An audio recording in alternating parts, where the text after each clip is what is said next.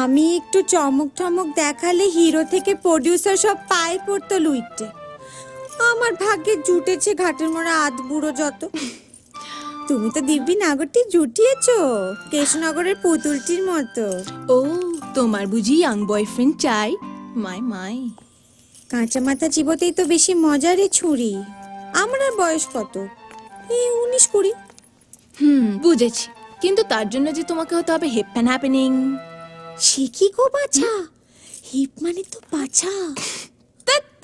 তোমার এই get up ভীষণ স্ট্রেঞ্জ। ড্রেস, ওয়াকিং, টকিং সব করতে হবে চেঞ্জ। তুমি পরে আছো যেসব গয়না সেসব আর হয় না। কি বলিস?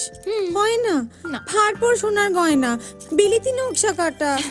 সেসবকে বলে টাটা। সবার আগে দরকার একটা মেক ওভার।